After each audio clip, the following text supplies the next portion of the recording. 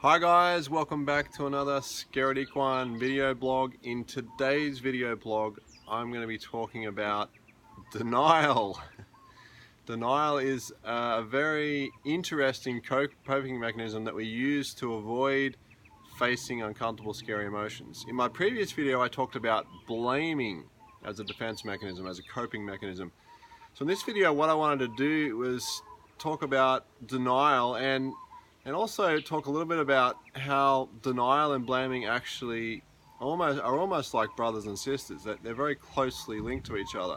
So often denial and blaming will kind of come hand in hand. We deny something and therefore we blame somebody else.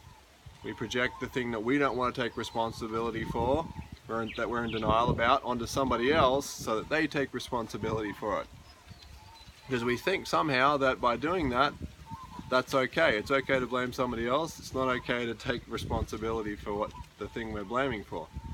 And so again, it comes back to a sense of responsibility. When you think about denial in its essence, what it really is denial of reality. You know, it's there. This is what is, and this is our belief system about what is.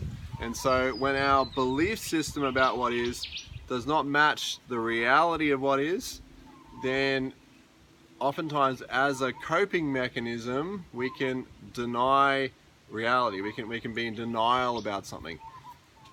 And so denial is a very common thing, you know, in our life. I think we do this more than we like to acknowledge sometimes. But the problem with denial is it often stops us from questioning some of the beliefs and behaviors and attitudes that we have that are probably related to a lot of emotional baggage and emotional pain that we're carrying. And when we think about denial, you know, like I said, it's when our perception or our belief about what reality should be does not match reality. And if we understand that there's that separateness, that separation between our belief and how we believe the world should be and how the world is, then we can see how this belief is going to cause us to expect things to be different when in reality they're never going to be different. They're always going to be as they are, yet we're going to continue to think that way. To think that they shouldn't be, to think that that's wrong, that I'm wrong, that it's wrong. And there's so many different things that we can be in denial about. We can be in denial about addictions that we have. We can be in denial about our relationship with somebody, that we think our relationship is great and that we have no challenge and that everything is fantastic, when in reality there might be some things that in that relationship that we need to look at. And again, if we have a belief system that says everything in this relationship is perfect, this person's perfect, there's nothing I need to look at, then that belief is going to stop us from being able to see situations and circumstances in that relationship where we might have to address, you know, some things that are coming up that we don't want to see. And so this is the same for addiction. You know, a lot of people say, oh, I'm not addicted to this, I just have, you know, 3 or 4 a day. I'm not addicted to this, you know, I can stop whenever I want. And so whether that is really true or not, you know, like you can say that, you can believe that, but is that true? Can you actually stop that behavior and go without it? You know, can you really do that? Can you own that? You know, and that's a good way to test whether you're in denial about it or whether it's real. So again, another way we can be in denial is through our expectations of other people. Okay, if we expect somebody to be something that they're not, then we are in denial. We're denying them of being who they are, and we're projecting this expectation on them. That's another form of denial. And there's so often what happens with denial and even with blame, they're all elements of projection, in that oftentimes when we're in denial, we don't want to see something about somebody else, or we don't want to see something about ourselves that is true, that maybe we don't want to see as true. And so again, this self-other relationship comes into that equation, and we start realizing that a lot of these coping mechanisms are all buffers and ways for us to, to buffer us from feeling the truth of reality, because reality hurts. Sometimes reality is confronting, but at the end of the day, there it is. It's reality, and we live in reality. We don't want to be living in an illusion.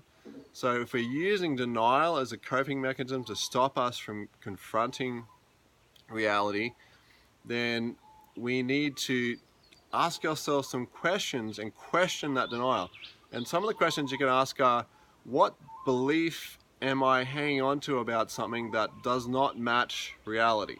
Okay, so what belief do I have that I'm emotionally invested in? Because we know that we're emotionally invested in something when we don't want to let go of it. What belief do I have that I'm emotionally invested in does not match reality? Okay. And another question to ask is, how will me fully embracing and acknowledging this reality and letting go of the belief be in my best interest? How will it serve my higher purpose by letting go of this? How will it serve my spiritual growth and development by letting go of the belief and embracing the reality of what is?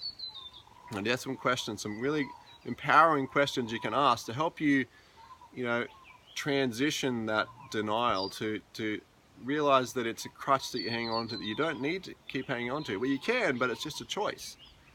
Now, I'm not saying that denial is always bad. I think the big mechanism behind denial, as human beings, because of the diverse nature of reality being, sometimes contained with a lot of opposites. Life is full of opposites. We've got night and day, up and down, black and white, all those different opposites.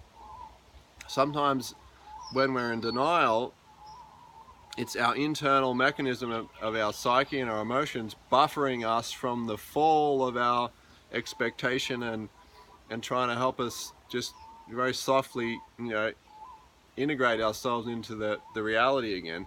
And so it creates this buffer, like the denial is like a buffer for our ego to allow us to make that adjustment. And that's, in the short term, denial is okay, but if we hang on to it as a crutch and we keep using it what we end up doing is we stagnate our growth, and we don't move through the denial and come out the other side with a real, transformational growth that is necessary once we realize that our beliefs are not matching up with reality. So I'd like to hear your experiences of denial, and share your own experiences of situations where you're in denial about something, and share any relevance of the things that I'm talking about and how it's relevant to situations for you. I'd love to hear your feedback and your comments about it. Please like and share. I hope you got something of use out of this video. I'm going to do some more videos to follow this one, which will be on other coping mechanisms that we use, like repression and numbing and all sorts of different things that we use to avoid facing uncomfortable, scary emotions. So I look forward to seeing you in the next video blog. Until then, take care.